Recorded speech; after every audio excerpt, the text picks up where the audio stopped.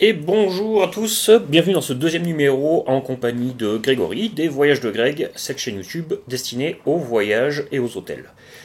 Bonjour Grégory. Bonjour Martin, comment ça va? Eh ben écoute, moi ça va plutôt pas mal, et apparemment je pense que toi aussi, après ce dernier voyage dont tu nous parlais précédemment. Oui, tout à fait. D'abord, je suis très heureux de te retrouver aujourd'hui et de pouvoir, comme tu le disais, vous faire découvrir un voyage extraordinaire, le voyage presque de toute une vie, le voyage dans la première d'Air France. Bon, eh ben écoute, avant de procéder plus loin dans le podcast, je te propose et je propose aux auditeurs qu'on ouvre une petite bouteille de champagne afin d'être plus à l'aise pour discuter, à consommer toujours avec modération, bien entendu. Mais je pense que pour cette occasion, cette bouteille sera le minimum. Ah, mais tu as totalement raison. Puis de toute façon, depuis le temps qu'aujourd'hui on discute de l'ensemble des voyages et de ma passion pour ce champagne, c'est une excellente idée de devoir ouvrir cette bouteille et d'accompagner les auditeurs tout au long de ce beau parcours que nous allons vous faire découvrir dans quelques instants. Allez, alors pour ça, j'ouvre la bouteille. Oh, Ça quel, fait, quel doux bruit. ça fait toujours plaisir d'entendre ce bruit, et surtout encore plus dans les avions. Donc un premier verre de servi et un deuxième. Alors Grégory, déjà, j'aimerais bien savoir un petit peu, tu disais le voyage de toute une vie, pourquoi ce voyage? Ce voyage a été programmé depuis quelque temps, c'est sûr, mais il s'inscrivait dans un événement particulier qui était mon anniversaire, et plus spécifiquement pour mes 50 ans. Donc c'est vrai que 50 ans, on ne les a qu'une fois dans sa vie, a priori, donc ça s'inscrit dans quelque chose d'unique pour moi. Ben, joyeux anniversaire déjà. Merci. Et donc c'était vraiment l'objectif de ce voyage, c'était de célébrer les 50 ans. L'objectif, c'était de célébrer les 50 ans à bord de la première et autour avec un voyage extraordinaire. Puisque c'est quand même un monde à part de vivre dans ce luxe et de le vivre de l'intérieur. Puisque à chaque fois, et tu le sais, on a l'occasion de regarder des vidéos, que ce soit sur YouTube ou ailleurs, ou des reports réguliers sur le voyage de la première. Pour bien en parler, il fallait le vivre. Et le vivre pour cette occasion, c'était encore mieux. Alors si ça te convient, et pour être un peu précis dans la structure de cette interview, de ce podcast, je vais présenter un petit peu le plan. Tout d'abord, on va présenter les questions que tout le monde se pose qui concernent l'organisation, la recherche du lieu et éventuellement le prix, si tu veux bien nous en parler, de ce voyage. Puis ensuite, on va vraiment aller plus profond dans la structure, la définition, la description du voyage en tant que tel, le jour J. Et enfin, on finira par ton retour d'expérience, ce que tu en as pensé ouvertement, et finalement sur le fait d'avoir voyagé sur la première, est-ce que ça en valait la peine ou non. Bien sûr, ça reste une discussion, rien n'est figé sur ce film, mais ça permettra à tout un chacun d'avoir une idée de la structure de ce podcast. Est-ce que ça te convient? Ouais, écoute, c'est parfait, Martin, puisque, comme tu le disais, dans le premier point que tu évoques, c'est toujours très important de construire les choses pour voir un petit peu comment on en est arrivé là aujourd'hui et comment on est avec vous qui nous écoutez pour vous présenter ce moment et ce produit unique. Donc, je t'en prie, à toi la parole. Alors, dans un premier temps, on parle de voyage en avion en première, etc. Mais on part de où et on va où? Alors, on part de toute origine. On partait normalement de Clermont-Ferrand pour rejoindre Barcelone, puis on partira de Barcelone où le voyage initial originel de première va débuter pour rejoindre Paris, puis Paris pour aller à San Francisco. Donc c'est un long périple. Et donc, si je comprends bien, de Clermont jusqu'à Barcelone, c'est un voyage, on va dire, un peu plus classique. Et ensuite, de Barcelone jusqu'à San Francisco, c'est le voyage en première, à proprement parler. C'est ça. De Clermont-Ferrand, en fait, on est parti en business pour rejoindre Paris, puis après donc Barcelone. On est parti la veille du voyage. Et le lendemain, donc, le véritable boarding pass pour partir aura comme origine Barcelone, où nous pourrons en discuter tout à l'heure, et rejoindre Paris pour emprunter le vol en première. Très bien. Et alors pourquoi ce choix pour les USA? Alors, ce choix, il a été réfléchi, mais en fait, pas seulement sur une envie d'aller aux États-Unis, mais sur une durée de vol par rapport à la destination. On voulait quelque chose, en fait, où l'on puisse profiter de ce voyage pleinement. C'est-à-dire pas uniquement faire un vol, par exemple, pour aller à New York, qui aurait duré 6-7 heures, où l'expérience aurait été complètement différente, à mon sens. Donc, aller sur la côte américaine, San Francisco, Los Angeles, où l'heure de vol est d'environ 11h50 pour ce voyage, nous semblait le plus pertinent. On n'a pas voulu choisir non plus une destination du côté, que ce soit de Johannesburg ou de Dubaï, ou d'aller à Sao Paulo, parce que c'est quelque chose qui nous correspondait davantage. Donc les États-Unis, avec la côte américaine et différents points d'intérêt qui nous semblaient intéressants, la durée du vol, l'expérience, tout cela a énormément joué. Alors je ne dis pas que le prix aurait été moins cher sur d'autres destinations. Là, l'objet était uniquement la durée du vol. D'accord. Et ça, c'était vraiment prévu depuis le tout début. C'était la destination, la côte ouest, par rapport à ces durées de vol, par rapport à cette expérience en première, où il y avait d'autres destinations qui t'intéressaient plus loin ou sur différentes compagnies aériennes. Parce que là, on parle de la première, mais on en parlait hors micro. Mais l'intérêt, c'est aussi d'expérimenter les premières classes de différentes compagnies aériennes. Bah, tu as totalement raison, parce que tout au début, en fait, on voulait se rendre en Australie pour tester la première et les suites de la première d'Emirates. Donc, c'est vrai que ça aurait été une expérience incroyable, mais à un moment donné, il faut faire des choix. C'est vrai que partir en Australie nécessitait, par rapport au timing que nous avions, une durée beaucoup plus longue sur place, un voyage beaucoup plus long. Donc ça aurait été plus complexe, obtenir le visa également pour rentrer en Australie. Mais malgré tout, c'est quelque chose qui pourrait se faire dans le temps, pour justement montrer les comparatifs par rapport aux différentes premières classes qui existent aujourd'hui dans le monde. Donc ce choix, c'était un choix de raison aussi, et un choix de cœur, puisque pour mon anniversaire, je souhaitais vivre certaines choses aussi aux États-Unis, au-delà de la première, donc chose que nous pourrons discuter lors d'un prochain podcast probablement, mais c'était un choix de raison. Donc oui, on vivra d'autres événements dans le temps, mais aujourd'hui c'est la première. Très bien. Eh bien, écoute, en avant pour discuter de cette destination. Première question logistique. Quand l'idée a-t-elle pris vie? Dans le sens où, pour tout un chacun qui peut nous écouter aujourd'hui, est-ce que tu peux nous expliquer un petit peu combien de temps ça prend d'organiser un voyage comme celui-ci? Qu'est-ce que cela demande d'un point de vue organisationnel, c'est-à-dire de regarder les destinations, mais aussi les layovers, les temps d'attente à différents aéroports, la durée du séjour, les finances. Comment est-ce qu'on étale ça à travers le temps? Est-ce que c'est quelque chose, est-ce que c'est un billet que tu as acheté il y a 1 mois, 2 mois, 1 an, 2 ans, 10 ans? Alors, beaucoup de questions en même temps, donc je vais essayer de les structurer. Et m'en veux pas si j'oublie certains points, mais tu me rappelleras. Le délai, en fait, je pense qu'il faut vraiment s'y prendre quasiment 8 mois minimum à l'avance. Pour une simple raison, c'est au niveau tarifaire. On vous expliquera tout à l'heure ce qu'il en est, mais à l'origine, on avait réservé ces billets en business. Donc, il fallait obtenir déjà un bon prix avec un bon aéroport de départ en business pour pouvoir se dire que éventuellement on allait bénéficier d'un surclassement ou payer ce surclassement.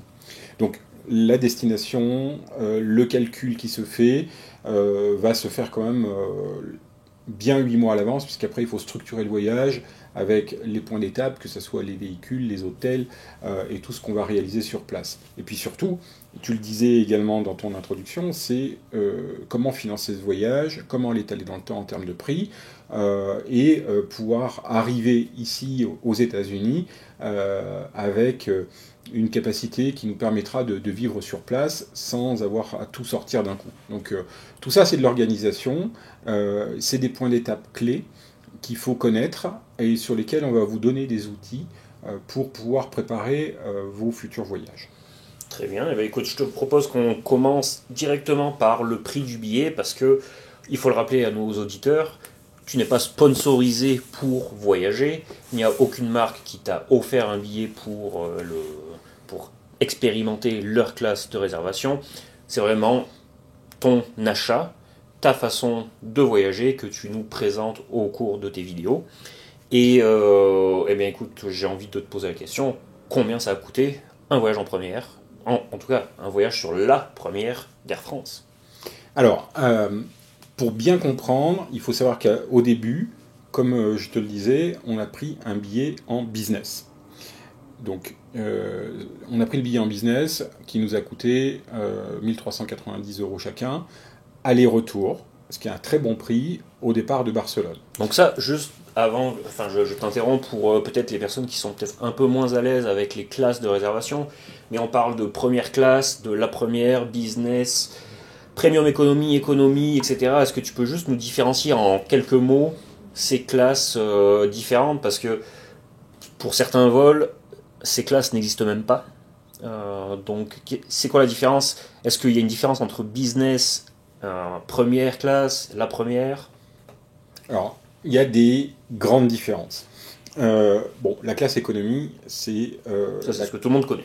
Tout le monde connaît, c'est la classe de voyage classique, où les sièges sont plutôt réduits, on a un choix alimentaire réduit entre des pâtes ou du poulet, ce qui ne changera jamais, il me semble, sur tous les vols.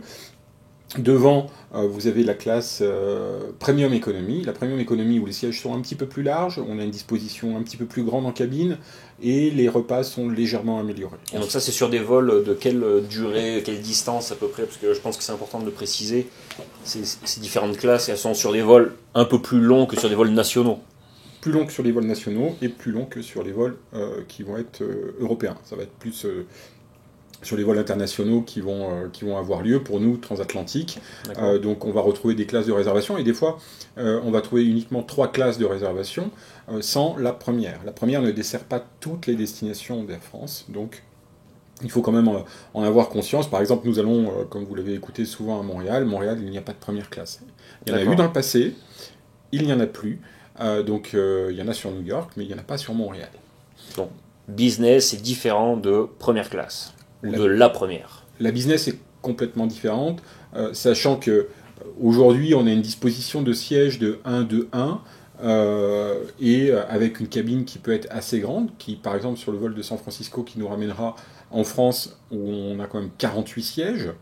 Il faut savoir que la cabine, la première, n'a que 4 sièges. Ah oui, c'est une très grosse différence.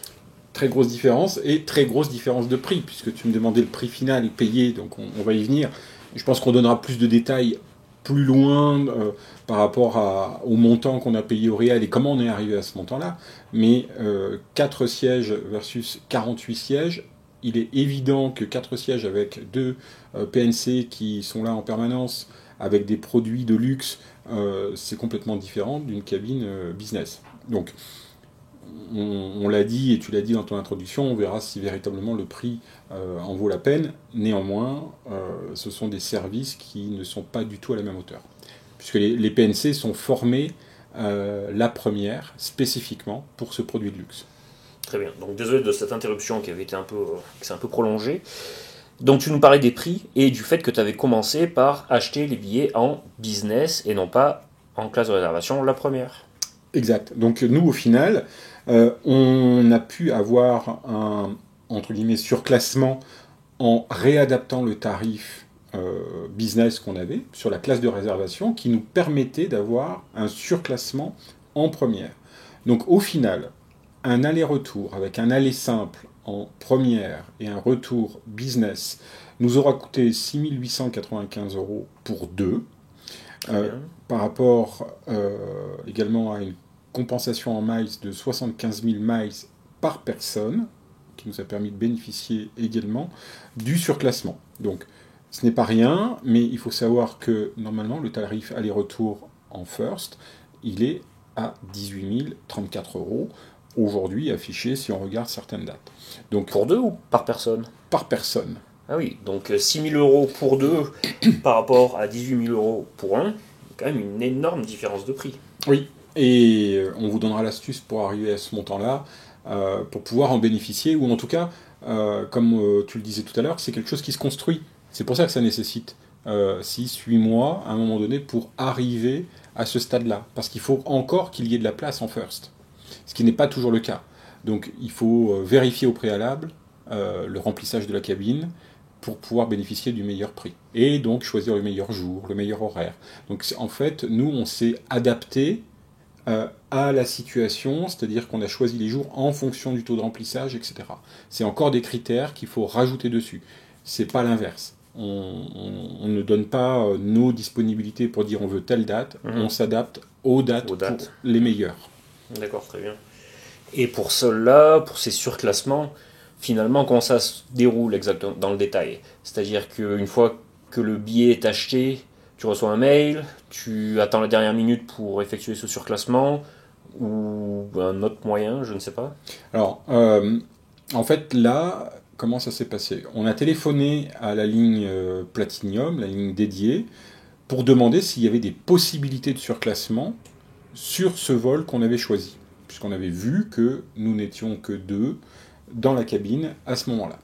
La possibilité existait, mais il faut savoir qu'on ne l'a pas fait tout de suite. On l'a attendu 3 mois avant de pouvoir demander ce surclassement, simplement pour avoir le temps de régler la première partie de billet, puisque j'ai pas répondu à ta question, mais on n'est pas financé sur ces voyages, on le fait nous-mêmes, donc c'est du temps, c'est de l'investissement, et il faut à un moment donné étaler ça dans le temps. Donc on n'est pas rémunéré par YouTube, et ni par personne, et ni par Air France.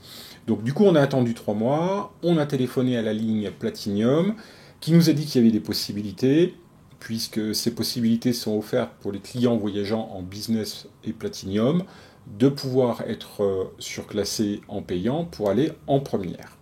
Donc ils ont simplement vérifié notre classe de réservation. La classe de réservation ne permettait pas à l'origine d'être surclassée.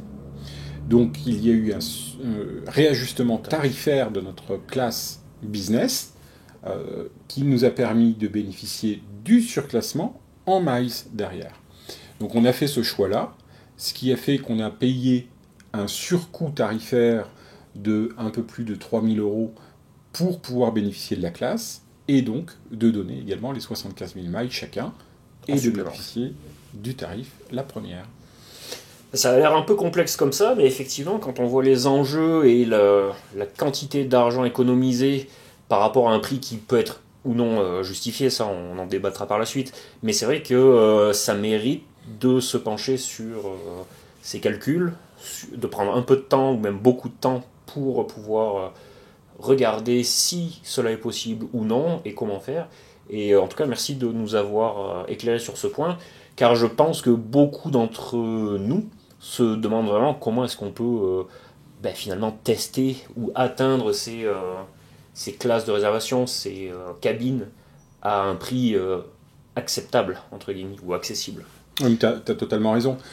Même si aujourd'hui, vous qui nous écoutez, ça vous semble complexe, je pense que n'hésitez pas à nous poser des questions par message ou d'avoir des conseils, on vous les donnera avec plaisir, mais le jeu en vaut la chandelle. Réécoutez ce que je viens de dire juste avant, choisissez votre destination, choisissez la temporalité, contactez les services clients à côté. Oui, ça prend du temps, mais comme tu le disais Martin, entre 36 000 euros pour 2, ce qui est totalement inaccessible pour nous, il faut être réaliste, et versus un peu plus de 6 000 euros pour 2, étalés quasiment sur 1 an, et en voyageant en première, il y a quand même une énorme différence. Donc n'hésitez pas vraiment à nous poser les questions, et de toute façon dans la vidéo qui sera faite, on vous donnera tous les conseils utiles, avec des choses un peu plus précises et en récapitulatif, pour vous aider à vivre ces expériences. On le disait dans le premier podcast, nous, on ne souhaite pas garder les conseils uniquement pour nous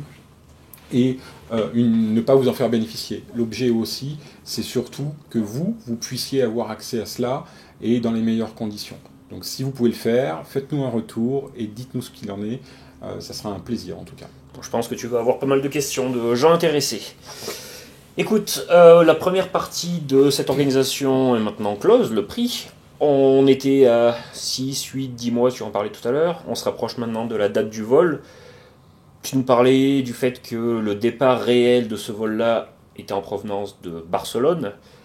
Pourquoi Barcelone et comment est-ce que ça s'organise justement de voyager depuis Barcelone alors que à la base tu pars de Clermont-Ferrand? Oui. Alors, on va reprendre la base. Il a fallu rejoindre Barcelone pour pouvoir justement bénéficier de ce voyage. Donc on est parti de Clermont-Ferrand pour rejoindre Barcelone la veille du voyage pour pouvoir avoir un petit peu de temps pour récupérer notre vol le lendemain. Donc c'est vrai que ça s'organise parce qu'il faut prendre un hôtel. Donc il a fallu prendre un hôtel dans le terminal 1 au niveau de Barcelone car notre vol était prévu pour Paris à 6 heures du matin. Ah oui, ça fait tôt. Ça fait très tôt. Donc c'est vrai que quand il faut se lever à 3h30, 4h pour se dire on va bénéficier de ce voyage unique, c'est un petit peu compliqué, mais le vol pour San Francisco partant aux alentours de 10h, il était absolument indispensable d'être sur place la veille. Alors tu me demandais pourquoi choisir Barcelone dans ce cas-là. Parce qu'on aurait très bien pu dire, on fait un Clermont, Paris, San Francisco. Exact. Sauf que le Clermont, Paris et Paris-San Francisco, on avait un tarif business qui était au tarif que nous avons eu en réajustement tarifaire en première. Puisque comme je vous le disais tout à l'heure, entre 3 490 € par personne en business en partant de Clermont et 1 390 en partant de Barcelone, ça fait une sacrée différence. Donc le choix, il a été rapide, c'était Barcelone.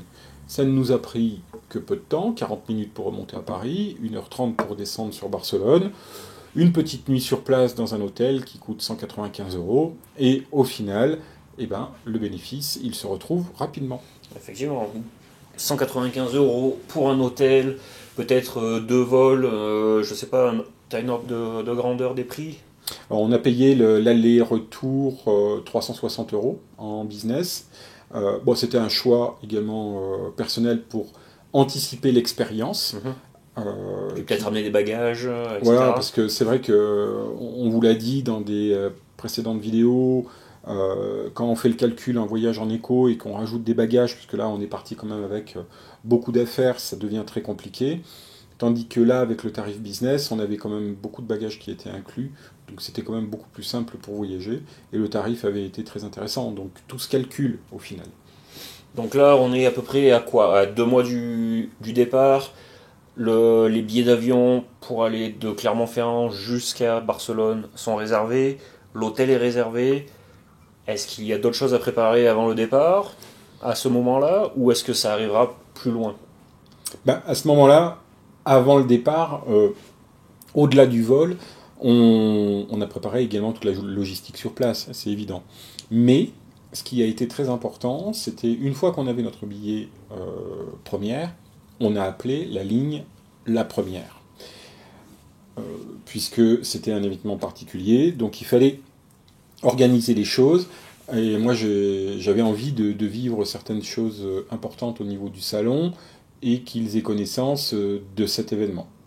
Donc, nous avons contacté d'abord la ligne Platinum, qui a visualisé que nous avions un billet en première, nous a communiqué le numéro de téléphone dédié du service La Première, et là, j'ai pu préciser, par exemple, puisque nous sommes en train de boire un verre de champagne, que j'adorais certains champagnes, et qu'il me ferait plaisir à cette occasion-là d'avoir un verre directement au salon, mais aussi de pouvoir bénéficier du repas du chef Alain Ducasse sur place, même s'il n'était que 8h du matin, ou encore de montrer l'importance de cet événement par un petit présent.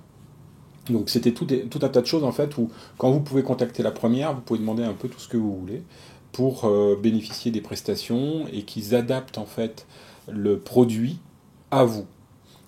En plus de l'exclusivité de pouvoir bénéficier de ce salon. Donc c'est quand même encore autre chose qui se rajoute au rajout de l'organisation. Et donc ça, qu'on soit bien clair, quand tu as contacté cette ligne téléphonique dédiée la première. Quelle a été leur réponse? Est-ce qu'ils ont été surpris de ce genre de demande? Ou est-ce que tu penses que c'est leur quotidien? Je pense que c'est le quotidien. Au final, ils m'ont répondu qu'ils allaient faire le maximum pour répondre à cette demande. D'accord.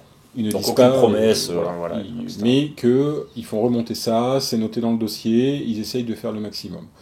Donc ils vont construire le voyage aussi avec nous en parallèle pour que ce moment unique le soit véritablement et réponde à nos attentes et que tout soit prêt le jour J.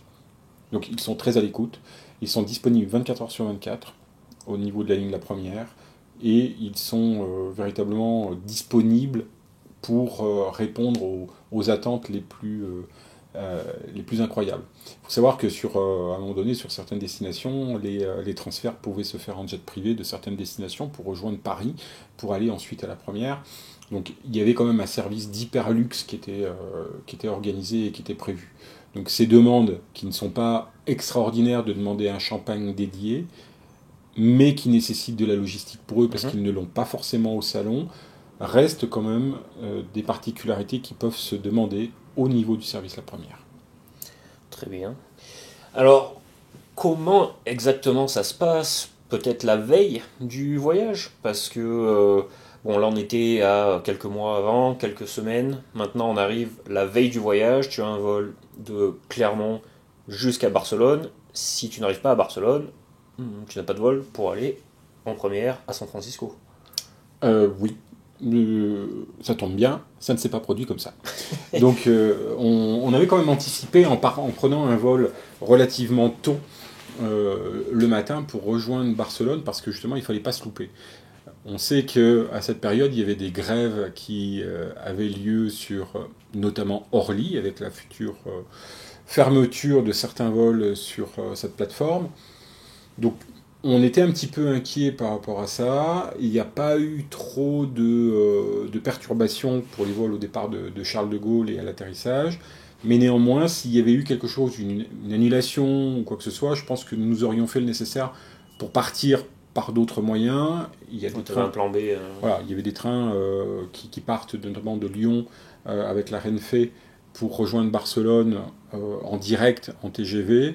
Mais il y a également d'autres compagnies aériennes qui partent de Lyon pour rejoindre Barcelone en direct, qui pouvaient également se mettre en place. Et au pire des cas, ça aurait été la voiture, quelques heures de voiture, mais il était hors de question de louper ce voyage. Donc prendre du temps, c'est-à-dire le premier vol que vous avez le matin pour rejoindre, c'est beaucoup plus prudent que de se voir annuler un vol à 22 heures et d'être sur place pour 6 heures du matin.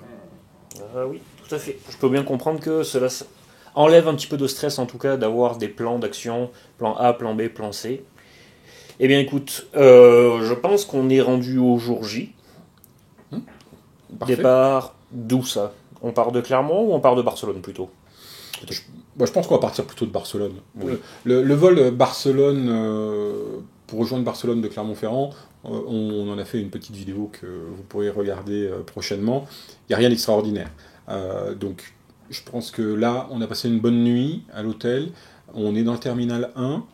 Il faut mettre le réveil et se lever et se dire que la magie va commencer dès maintenant.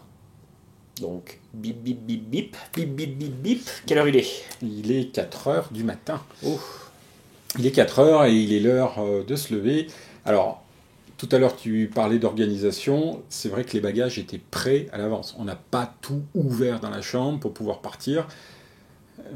Pour générer du stress, plus du stress, ce n'était pas la peine. Hein. Donc, à un moment donné, il fallait simplement anticiper, se coucher tôt.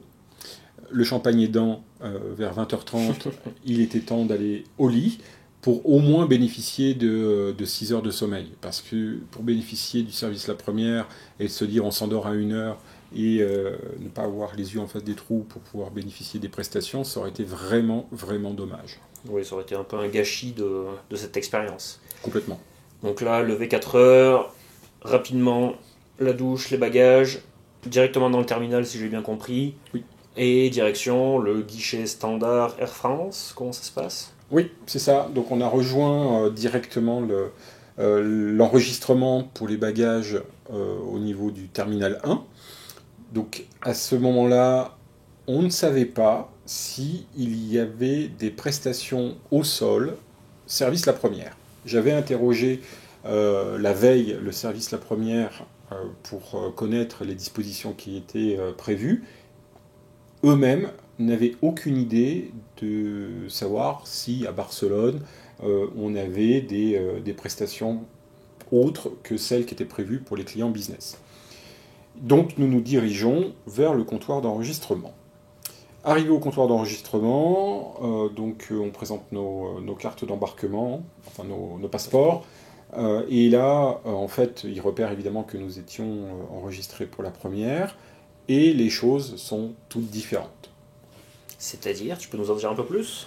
Eh bien, l'hôtesse, voyant cela, nous fait patienter et nous dit qu'elle va contacter une de ses collègues pour nous accompagner et nous demande au préalable si nous voulons être accompagnés pour le parcours dédié jusqu'au salon pour patienter au moment de l'embarquement.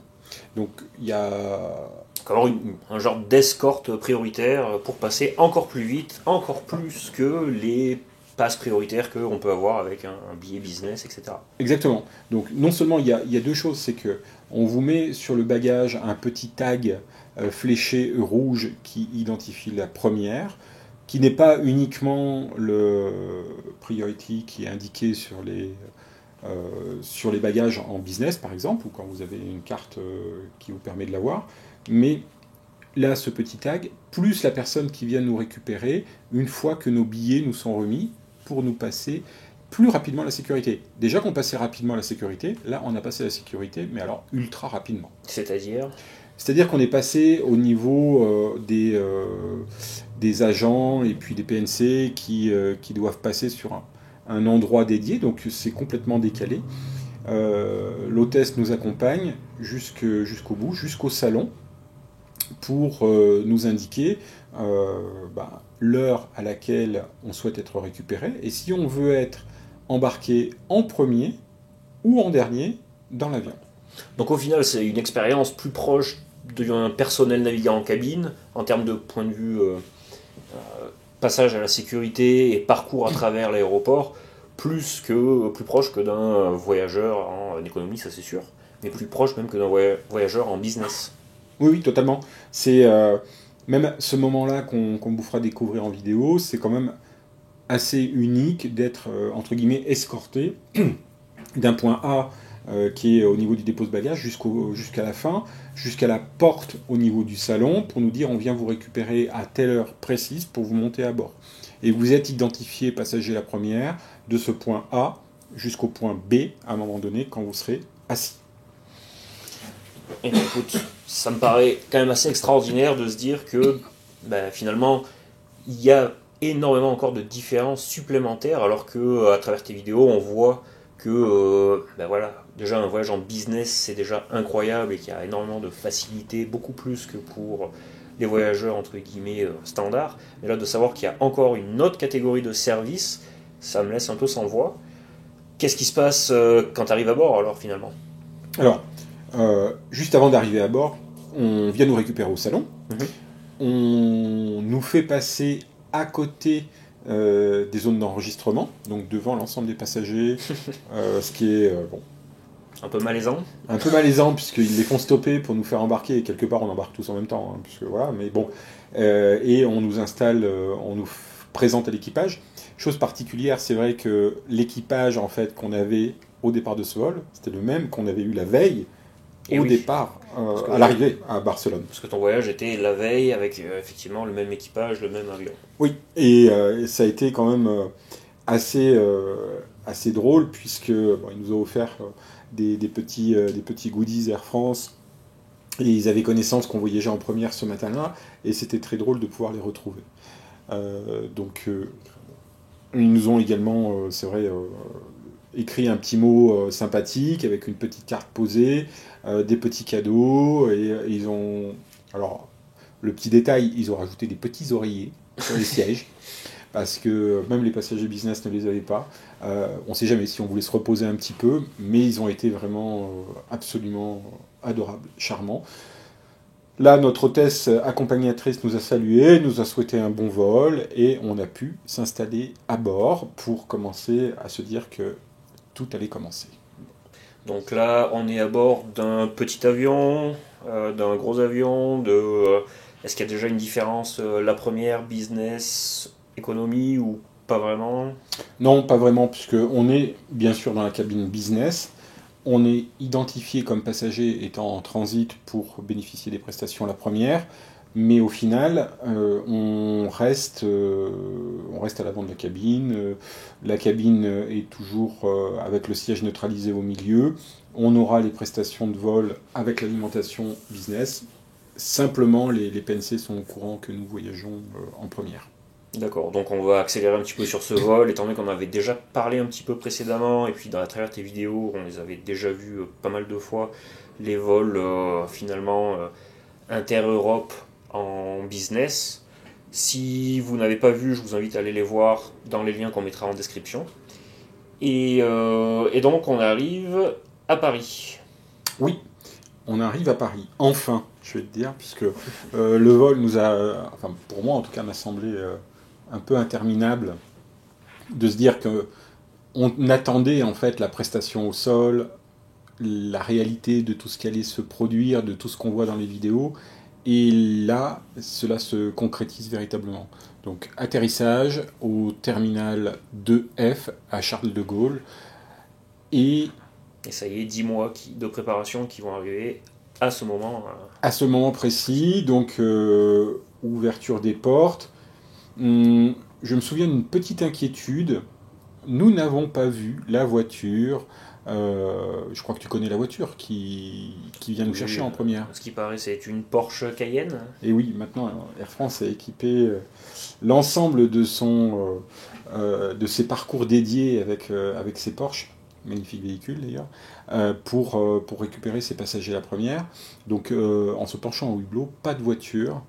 Un petit brin d'inquiétude, que va-t-il se passer? Et voilà, je vais être obligé de marcher à pied comme le commun des mortels à travers Horrible. l'aéroport de Paris-Charles de Gaulle. Voilà, très facile Ouais. pour rejoindre le salon la première. Alors, Ben non, alors. C'est pas comme ça que ça s'est passé. Alors, décris-nous, qu'est-ce qui s'est passé? Ouverture des portes, donc nous sortons en premier de l'appareil. Une hôtesse est devant nous avec un petit panneau et nos noms affichés sur un écran tactile qui nous invite à la suivre. Donc on lui fait un petit signe de la main et elle nous invite à la suivre. On descend une passerelle sur le côté de l'appareil pour rejoindre ce fameux véhicule. La nuit est encore présente et nous allons pouvoir embarquer dans un endroit absolument mythique. Donc là, si je comprends bien, tu descends une passerelle à côté de l'appareil, mais qui n'est pas empruntée par d'autres passagers, uniquement par l'hôtesse qui vient de vous réceptionner et vous. Et par la suite, vous montez dans la voiture pour rejoindre le salon. C'est ça? C'est ça. Donc en fait, la passerelle est juste à côté, à gauche, qui donne sur les pistes. Donc on descend cette passerelle-là. L'hôtesse nous informe que on va embarquer directement dans le véhicule pour rejoindre par la route intérieure des pistes de Charles de Gaulle le salon au niveau du 2. Donc on n'emprunte absolument pas le parcours classique du passager pour rejoindre les salons ou quoi que ce soit. Il n'y a aucune interaction avec personne à partir de ce moment-là. Donc là, c'est vraiment une deuxième expérience après celle de Barcelone, qui est encore plus proche de celle d'un PNC ou même finalement de quelqu'un qui travaille à l'aéroport plutôt que d'un passager. Oui, c'est déjà tu descends la passerelle et tu te mets à sourire béatement ou bêtement parce que c'est quelque chose d'extraordinaire. Le personnel Air France est véritablement aux petits soins. La PNC, pas la PNC, l'agent Air France vient nous ouvrir les portes, déposer nos bagages directement dans le coffre, nous demande tout le temps si tout va bien et nous informe de la durée du transport jusqu'au salon. Donc le moindre détail est pensé, véritablement. Et puis honnêtement, dans le véhicule, partir comme ça alors que les autres passagers débarquent, ça fait une vision quand même particulière. Oui, ils doivent te regarder en souriant ou en te maudissant. Oui, peut-être les deux, mais à ce moment-là, à vrai dire, je t'avoue que j'appréciais plus l'instant. Oui, bah, tu as bien raison. Donc dans le véhicule, direction le salon, on passe sur les pistes. Non, j'imagine que non, on va passer quand même sur les, les routes dédiées de l'aéroport. Et ensuite, on arrive devant le salon. Alors on arrive devant le salon du 2E, donc avec un parking au niveau des véhicules qui est assez nombreux, et on découvre ce grand panneau rouge inscrit La Première, absolument magnifique, avec l'ouverture de la porte par un agent, et on est devant cette entrée de salon qui est mythique et unique, et nous allons être invités dans quelques instants à poursuivre notre parcours à l'intérieur. Donc là, est-ce que tu repasses une sécurité ou comment ça se passe? Eh bien non, il y a des agents de sécurité qui sont charmants, gentils et dédiés service première. À Paris? À Paris, contrairement à tout ce que nous avons pu dire dans une précédente vidéo. Alors que ça devrait être un standard pour tous les passagers. Donc on demande, puisque s'il fallait repasser les bagages en termes de sécurité, on dit non, vous n'avez absolument pas besoin de passer la sécurité, vous pouvez passer les portiques, ça sonne de tous les côtés, mais allez-y, passez. Bon, il faut savoir qu'on avait passé la sécurité à Barcelone, mais oui, quand même, c'était un petit peu surprenant. Également, il faut savoir qu'au préalable, l'hôtesse nous a récupéré nos passeports et nos cartes d'embarquement dans le véhicule pour pouvoir procéder aux différentes formalités directement au sein du salon. Donc c'est pas toi, vous, qui passez la douane ou quoi que ce soit, c'est l'agente qui s'en occupe à votre place. Complètement. On est déchargé de toute action. À partir de ce moment-là, on ne fait absolument rien. Donc aucun temps d'attente, pas de bonjour, Non, donnez-moi votre passeport, au revoir. absolument rien. D'ailleurs, je ne me souviens pas avoir vu les douanes. On nous a pris notre passeport, mais on n'est pas passé devant un agent des douanes. Intéressant. Ta remarque est pertinente parce que c'est vrai que en fait, ils font les enregistrements directement douanières quand on sort de l'Europe. Mais classiquement, quand on voyage, que ce soit en éco, premium ou business, on fait la file dédiée pour passer la douane, pour sortir. Et ici, en fait, non. On s'en occupe pas et on ne les voit pas. C'est peut-être à la sortie, non? Non plus. Ah. On n'a jamais vu un agent des douanes françaises. Bon. Mais c'est bon à savoir. Enfin, Pas pour tout le monde, mais voilà. bref. Mais bon. Donc ensuite, juste après avoir passé ce portique de sécurité sans en être une sécurité, nous montons dans cet ascenseur La Première avec notre accompagnatrice et les portes vont s'ouvrir sur le salon. Donc les portes s'ouvrent sur le salon, nous sommes accueillis par du personnel du salon, qui est du personnel qui est dédié au niveau du restaurant d'Alain Ducasse. Mhm. Et on nous accompagne quelques instants plus tard. On fait d'abord un petit tour du salon pour repérer, pour voir un petit peu où est-ce qu'on souhaite s'installer, et puis pour repérer les lieux, on fait quelques prises de vue en leur demandant l'autorisation.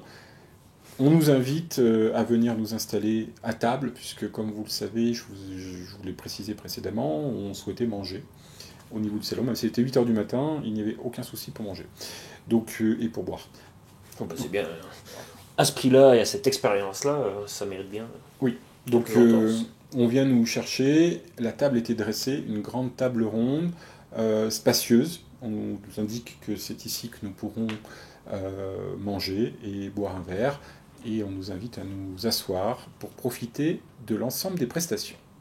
Très bien. Et quelles sont ces prestations alors? Parce que le salon La Première est quand même assez réputé dans le domaine. Je pense qu'il a gagné quelques prix également en 2023. Plus beau salon et meilleure cuisine. Est-ce que ça en valait la peine? Est-ce que c'est vraiment à la hauteur de ce standing finalement? Alors, le lieu, il est unique. Il donne sur les pistes, il est véritablement intimiste. Les couleurs sont réfléchies, les espaces sont minimalistes, puisque ça nous permet de profiter quand même grandement sans une foule de tout un espace dédié. Donc que ce soit un espace lié au repos, un espace avec les soins qui sont offerts à côté, 30 minutes pour chaque passager pour se reposer, mais également des décorations qui sont sublimes pendant les périodes de fête, l'ascenseur qui va vous emmener directement au niveau du hall du 2E pour pouvoir éventuellement vous balader. Bref, les douches, les toilettes qui sont immenses, tout est fait à un moment donné pour passer un moment extraordinaire. Bien sûr, vous avez le buffet à disposition avec les produits qui sont disposés par une petite porte cochère qui s'ouvre discrètement avec mesure de la température pour voir si les aliments sont encore viables et qui sont changés régulièrement tout au long de la journée. Et l'ensemble du personnel qui est là à votre écoute. Donc le lieu 1 qui est complètement unique, beau, absolument incroyable à vivre. Ça, c'est quelque chose qu'il faut souligner. Et alors la nourriture, parce que tu nous dis que c'est donc la cuisine du chef Alain Ducasse. Est-ce que c'est vraiment ça ou est-ce que c'est des recettes interprétées par Air France? Comment est-ce que ça se passe? Est-ce que c'est vraiment le restaurant finalement, le personnel du restaurant ou Tu as raison, c'est le personnel du restaurant, c'est deux choses distinctes. Il y a le personnel Air France qui est formé la première, mais à côté de ça, il y a le personnel du restaurant d'Alain Ducasse. Alors, c'est quand même un étoilé et on a une carte qui nous est proposée au niveau de différents plats. avec des prix? Pas de prix au niveau de la première, puisque tout est inclus dedans. Donc, vous avez des produits mythiques comme les fameuses coquillettes aux truffes qui restent sur la carte depuis de très nombreuses années parce qu'elles sont plébiscitées par l'ensemble des voyageurs. Et puis des produits qui sont revisités dans le cadre des saisons qui sont mis en place. Donc nous, on a pris le parti de pouvoir goûter quand même pas mal de plats, et on vous expliquera pourquoi on a pu avoir la chance de pouvoir les goûter, et de pouvoir avoir accès également à certains vins ou champagnes absolument extraordinaires. Donc c'est vraiment la cuisine d'Alain Ducasse qui nous est proposée, avec une table qui est dressée de manière extraordinaire, puisque ce sont des assiettes siglées avec l'hippocampe d'Air France, que ce soit au niveau des couverts, mais également au niveau des assiettes, etc. Tout est siglé, tout est absolument magnifique. Le rouge qui est pointé chaque instant au niveau de la table, et surtout la discrétion du personnel, la gentillesse qui est faite, et aucune distinction de classe par rapport à comment on est habillé, comment on se comporte ou quoi que ce soit, mais qui est toujours présent pour nous. Le moindre regard pour demander quelque chose, ils seront toujours attentifs à cela. Et donc, parce que si je me rappelle bien, dans les notes, oui c'est ça. Donc en fait, vous aviez 2 heures ou 2h20 pour être précis d'escale. Donc est-ce que c'est suffisant? Est-ce que c'est trop long? Est-ce que c'est trop court pour être 2h20 dans ce salon? Alors à l'origine, on pensait que vraiment ça allait être trop court pour vivre l'expérience. Au final, on a eu de la chance. C'est-à-dire? C'est-à-dire que notre vol, au début, a été retardé. D'habitude, les gens ne considèrent pas que ceci soit une chance, mais... Alors, en économie, ce n'est pas une chance. En première, c'est une chance. Donc, on avait d'abord prévu, si je me permets, pour revenir sur le repas, juste avant cet événement extraordinaire qui nous a permis de faire un deuxième repas, de rester assez peu de temps au salon au final. Donc j'aurais pas pu bénéficier d'un soin d'un soin dédié, mais on a voulu à un moment donné voir ce qu'il en était au niveau du repas. Donc souvenez-vous, j'avais téléphoné à la première pour demander un champagne. Donc j'avais demandé du champagne Krug, buvé avec modération, pour bénéficier de cet instant. Et quelle n'a pas été ma surprise? Pas de champagne. Non. Trop de champagne à 8h du matin. Trop de champagne? Est-ce que c'est vraiment possible ça? À 8h du matin, on va dire que on se sentait bien. Voilà. Donc une bouteille de Krug nous a été proposée. J'avoue que le sourire se mêlait un peu aux larmes. parce que c'était quand même assez extraordinaire, et donc une petite coupe, s'en est suivi une deuxième et une troisième à 8 heures pour finir cette bouteille de Krug accompagnée de son foie gras et pain brioché. Ma foi, on aimerait vivre ces expériences uniques régulièrement des fois. C'est un petit déjeuner qui n'est pas vraiment banal, on va dire. Hein.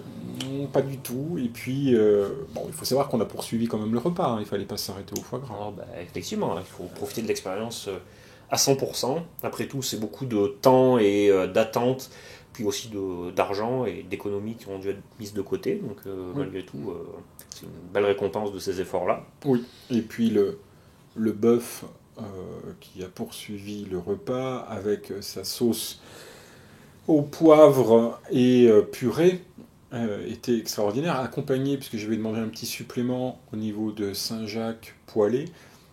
Ma foi, on se laisse bien tenter, et enfin un petit gâteau siglé pour mon anniversaire au chocolat qui nous a été offert.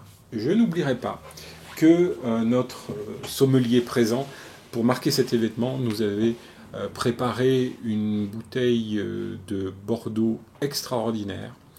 Je ne vous dirai pas le prix tout de suite, mais il a fallu, après cette bouteille de champagne, boire cette bouteille de Bordeaux. Mon Dieu, quel calvaire. Ça a été un calvaire pendant 1h30, un repas absolument extraordinaire. Je n'ai pas d'autres mots, même si je me répète, mais c'est vraiment fou de vivre ces instants.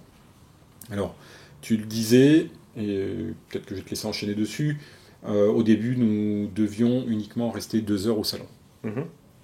Donc ça, c'était ce qui était prévu initialement, et tu m'en parlais un petit peu hors micro, parce que je pense qu'on n'a pas forcément abordé le sujet durant la discussion, mais l'idée aussi de partir de Barcelone, c'était d'avoir un temps suffisant au salon pour pouvoir vraiment profiter de cette expérience-là, parce qu'il y a des connexions qui vont plus rapidement que d'autres. Il y a des connexions qui vont durer des journées au salon, la première, mais on peut aussi très bien prendre un avion qui arrive 45 minutes avant le départ de l'autre, et finalement ne même pas se rendre auprès du salon, la première du 2E. Donc, le calcul de 2h20 finalement te paraissait parfait pour en profiter, ou peut-être un peu court? Au final, c'était un peu court, parce qu'il faut savoir que ces 2 heures et quelques, c'était par rapport à l'heure 8 heures d'arrivée, 10 heures c'était décollage. Ah oui, donc en fait ça fait quand même beaucoup plus court en termes. Ça fait beaucoup plus court. Donc c'était 1 heure et quelques un peu au salon, donc ça nous semblait au début un peu court, mais c'est pour ça qu'on avait maximisé le temps pour appeler la ligne la première, pour anticiper les envies au niveau du salon, mais qu'on n'avait pas pu réserver les soins au niveau des prestations qui étaient offertes, qu'on ne pouvait pas forcément aller prendre l'ascenseur pour visiter, etc. Donc il y avait beaucoup de choses qui ne pouvaient pas forcément se faire. On a choisi quand même cette option parce que quelque part on n'avait pas trop le choix. On voulait faire un vol de plus de 10 heures, plus de 11 heures, mais les vols partant le matin à 10 heures, et notre premier vol à 6 heures, on était quand même assez limité en termes de connexion. Alors, éventuellement, il aurait fallu qu'on parte pour Dubaï avec des fois des temps d'attente un peu importants, mais ce n'était pas notre choix. Donc, oui, car le vol aurait été plus court aussi. C'est ça. Donc on n'a pas choisi cette option, et malgré tout, on a pu bénéficier de prestations extraordinaires, car tout s'est bien enchaîné au niveau du salon. Et donc, on t'annonce qu'il y a du retard. C'est quoi qui est annoncé comme retard? Une petite vingtaine de minutes ou un peu plus? Alors l'hôtesse vient nous voir, qui semblait absolument désolée de nous annoncer au minimum 1 heure de retard, voire plus, pour un changement d'appareil au niveau d'un problème technique sur celui-ci. Bon, je t'avoue que j'ai plus fait un petit sourire de satisfaction qu'autre chose, car si on regarde les fly reports qui sont faits dessus, c'est quand même assez exceptionnel. Donc, ce jour-là, j'étais plutôt satisfait qu'il y ait un retard de vol, pour l'instant, qui n'était pas chiffré en termes de durée. Donc c'était 1 heure minimum, mais un changement d'appareil, surtout pour un transatlantique et un long courrier, plus de 10 heures de vol. Effectivement, ça demande de la logistique, à la fois au niveau du matériel, mais aussi des équipages, etc. Je pense qu'on viendra sur ces points par la suite. Mais finalement, combien de temps est-ce que vous êtes resté au salon? Je pense qu'on est resté au total au salon aux alentours de 4 heures au total au salon. Puisque l'hôtesse nous ayant informé de cela, elle nous a quand même précisé qu'il fallait quand même décharger l'ensemble des bagages des passagers, qu'il fallait que l'équipage puisse aller dans un nouvel avion, qu'il fallait déjà trouver un nouvel avion, puisque c'est un avion qui est arrivé de Washington, qui a été récupéré. Parce qu'il fallait quand même une cabine La première à l'intérieur. Donc ça nécessitait énormément de logistique pour pouvoir embarquer sur ce nouveau vol. Très bien. Donc 4 4 heures heures. à la place finalement d'une grosse heure qui avait été prévue initialement. Effectivement, c'est un beau surclassement là aussi Oui. au salon. Est-ce que c'était pas trop long à ce moment-là? Est-ce que tu parlais des soins que tu n'avais pas pu réserver à l'avance? Est-ce que c'est quelque chose que tu as pu expérimenter ou comment ça s'est passé? Alors moi j'ai pu expérimenter le soin de 30 minutes pour se reposer le visage. Oh, Donc avec un massage visage pour se détendre pour tout le vol. Donc il y avait une place qui s'était libérée, donc j'ai pu en bénéficier. Donc c'était vraiment très agréable, extraordinaire. Mais il faut savoir qu'on n'a pas uniquement bénéficié de ça, puisque l'expérience s'est poursuivie sur le plan culinaire, mhm. comme on n'avait pas assez mangé, Eh ben non, hein. et qu'il fallait absolument essayer le reste.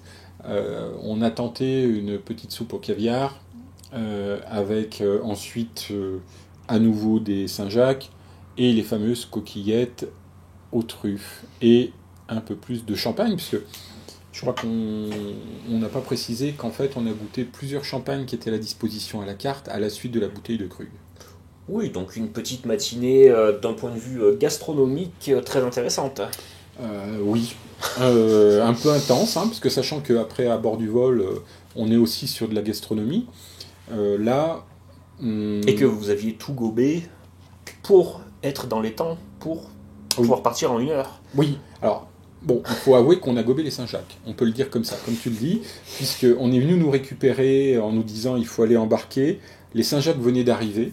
Les Saint-Jacques, oui, les Saint-Jacques et les coquillettes venaient d'arriver. Et il a fallu prendre la louche pour manger les coquillettes et la truffe. Bon, elles se sont mangées.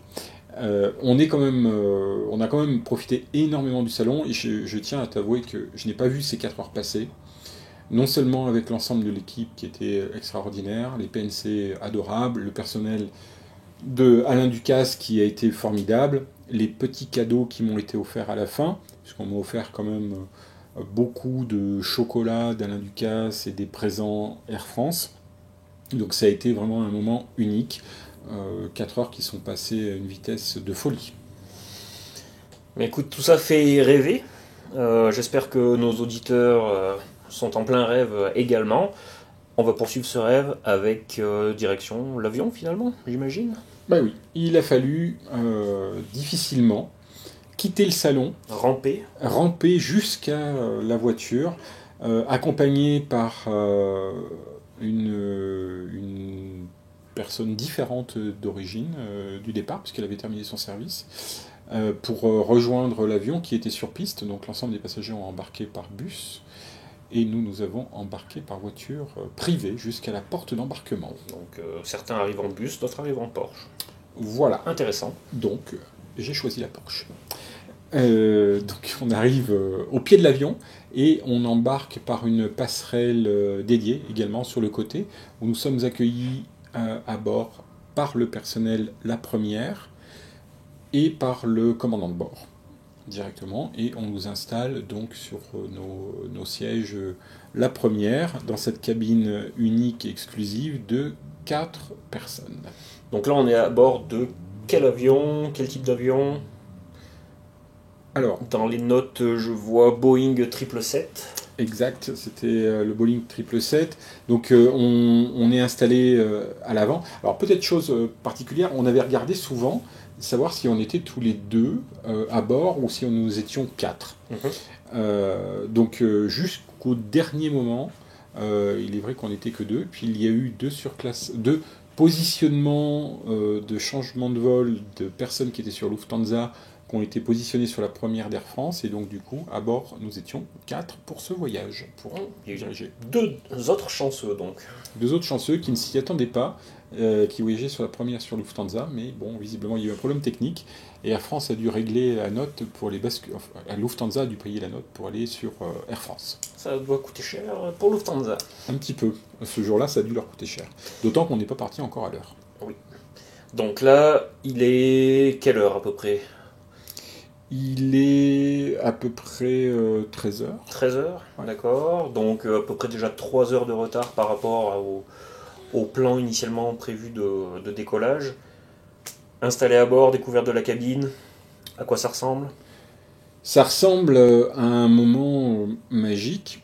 Les sièges sont comme ceux qu'on peut découvrir un peu à travers toutes les vidéos, spacieux, confortables, sur des tons gris, rouges, avec une disposition en 1-2-1 qui représente un petit peu des suites qui peuvent se fermer, surtout sur les côtés, avec des rideaux qui sont disposés pour plus d'intimité. Des tiroirs au niveau en dessous de la télé où vous pouvez disposer l'ensemble de vos chaussures, où vous avez un pyjama suivant la taille qui peut vous être proposée, small, medium, large, ou plus si vous souhaitez. Si affinité. Si affinité, voilà. Donc vraiment avec une grandeur de table qui vous permet de manger à 2 puisque vous avez un siège devant vous. Bref, vous êtes dans un endroit absolument exclusif. Sur le côté de l'appareil, quand vous êtes sur les rangées latérales, vous avez 4 hublots à votre disposition. Donc vous pouvez bénéficier d'un repas gastronomique avec vue sur 4 hublots et sur l'extérieur, magnifique. Donc vraiment, un restaurant avec vue panoramique dans les airs. Voilà, c'est quelque chose d'absolument inqualifiable. Il faut éventuellement essayer de le décrire, ça serait difficile, mais dans la vidéo, vous allez pouvoir découvrir quelque chose d'extraordinaire, c'est vrai. Je vois que tout ça te rend un petit peu ému de revivre finalement ces moments très intenses et tant attendus. Donc, c'est vrai, je t'interromps, ouais, c'est vrai qu'on l'a vécu de manière intense, émotionnelle et unique, mais en même temps simple. Alors ça peut être un peu le paradoxe de dire on voyage sur des conditions de luxe, mais on reste des personnes comme tout le monde. Et c'est vrai qu'on a pu avoir des discussions avec l'ensemble des PNC de manière ouverte, simple et naturelle, et ça il faut le souligner, parce que il faut avoir un rapport à l'autre quand même qui reste humain. Et on est très attaché à cela durant les vols. Ils ont visiblement très apprécié, puisqu'on a pu discuter quand même de pas mal de choses durant ce temps de prestation. Très bien. Eh bien écoute, je crois que là, on en a fini pour la partie au sol, à moins que je me trompe. Est-ce qu'on décolle? Ah bah non. Ah bah non. On peut pas décoller. Ah. Mince, on peut pas décoller parce que après les problèmes techniques, qu'est-ce qui arrive? C'est que le personnel qui était à bord a dépassé son temps de présence. Donc il y a obligatoirement un changement de personnel qui est demandé. Ils ont dépassé leur temps de présence ou de travail de combien de temps? 5 minutes. 2 minutes. 2 minutes, exact. 2 minutes uniquement pour les PNC, dérogation pour les pilotes, puisqu'ils rajoutent un pilote supplémentaire. Donc 4 pilotes, et les PNC, pour 2 minutes, ils ont été obligés de changer l'ensemble de l'équipage pour de remettre un équipage qui était d'astreinte, donc il a fallu les retrouver pour qu'ils reviennent à bord et rechangent directement. Donc ce qui était quand même, pour les PNC qui étaient à bord, ils ont essayé de faire le maximum pour dire qu'ils voulaient rester à bord, etc. La compagnie n'a absolument pas voulu pour respecter les règles qui étaient prévues sur la réglementation. Donc, attente des nouveaux personnels. Alors, pour nous, l'attente s'est bien passée, puisque avant de débarquer, on nous a servi le caviar et le champagne. En fait, je pense que le champagne ne s'est jamais arrêté du partir du moment où on avait embarqué jusqu'au moment du décollage. Mais c'est vrai que ça a été un moment assez particulier pour eux, avec toutes les annonces qui étaient faites sur le côté. Et au final, on s'est retrouvé à plus de 5h30 de retard sur le décollage. Ah oui, donc c'est quand même une petite escale qui devait être seulement de 2h20 entre deux vols, entre l'atterrissage et le décollage de l'autre avion. Ah, finalement, oui, une escale très intense qui vous a permis de vivre des choses bah, inédites, parce que c'est vrai que de changer d'appareil, changer de personnel, de vivre le salon un peu plus longtemps que prévu, etc., et finalement d'attendre au sol dans des conditions de luxe, bah, finalement c'est pas si difficile que ça. Dis-moi si je me trompe, hein, mais... Ah non, mais tu ne te trompes pas, c'est absolument fou de se dire qu'à un moment donné, on avait l'inquiétude de ne pas pouvoir bénéficier de la prestation en totalité quand on est arrivé à Paris, et au final, on en a bénéficié 10 fois plus, et nous étions contents d'avoir ce temps d'attente supplémentaire. Alors, je ne dis pas que les passagers qui étaient en écho ont beaucoup apprécié, mais nous, en tout cas, on a été véritablement très attentifs à l'ensemble de nos demandes, que ce soit au salon, que ce soit sur les attentes qui ont été faites. Donc, on a profité énormément de l'espace qui nous était réservé, ça c'est sûr. Et on a eu beaucoup de chance par rapport à ça. C'est rare de dire qu'on a eu beaucoup de chance pour un retard de vol de plus de 5 heures. Effectivement. Beaucoup de gens s'en plaindraient, mais apparemment, ça dépend de la catégorie dans laquelle on voyage. Donc là, est-ce qu'on part enfin? Alors, le nouveau personnel arrive, enfin, à bord. Donc, le personnel nous est présenté, l'ancien personnel s'excuse de partir et nous salue. Et l'installation, les consignes sont transmises au nouveau PNC. Le pilote supplémentaire est installé également. A priori, on devrait pouvoir partir maintenant et donc s'installer confortablement dans nos sièges, installer la coupe de champagne à côté de nous, boucler notre ceinture et se préparer au décollage. Très bien. Donc c'est parti pour un peu plus de 11 heures de vol, c'est ça? C'est ça, 11h40 de vol, sur un retard cumulé au final de 5h45. L'heure d'arrivée estimée maintenant sur ce Boeing 777-300 à 16h30, donc sur San Francisco. Et l'origine était prévue à 11h, heure locale, à San Francisco. Bon, eh bien, bon décollage. Bah merci, écoute, c'est parti pour vous faire découvrir les prestations de cette seconde partie de vol, qui est au final passée assez rapidement. On va vous faire vivre ces instants magiques très rapidement. Donc d'après ce que tu viens de dire, il est 14h quelque chose, ou 13h45. Oui, 13h45 je vois dans les notes. Et c'est parti pour le décollage. Est-ce que ça diffère d'un décollage en business? Est-ce qu'on est installé de la même façon? Bah écoute, les consignes de sécurité sont les mêmes qu'en éco, qu'en premium et partout, hein. Donc ça ne change pas beaucoup, sauf que là, quand en étant les jambes, ne serait-ce que dans notre siège, on n'arrive pas à atteindre le petit casier devant nous, mais les consignes de sécurité sont identiques. Le décollage est identique à bord de cette AF 084. Ce Boeing 777-300, comme on l'a dit, va décoller avec l'ensemble de ses passagers et surtout nous en première, direction San Francisco. Donc là, pour être bien précis, la cabine se situe vraiment à l'avant de l'appareil. Après, il y a les pilotes.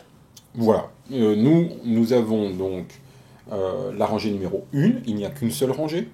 Donc pour les passagers, la première. Donc 4 clients avec 2 PNC dédiés. Un toilette dédié uniquement pour ces passagers. Et devant, il y a le poste de pilotage. Donc presque, c'est toi qui pilotes. Presque. Bon. Après avoir bu un petit peu trop de champagne, je pense qu'il ne fallait pas s'y tenter. Très bien.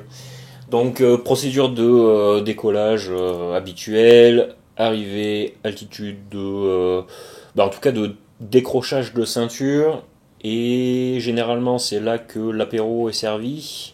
Oui. Est-ce que c'est le cas également ici?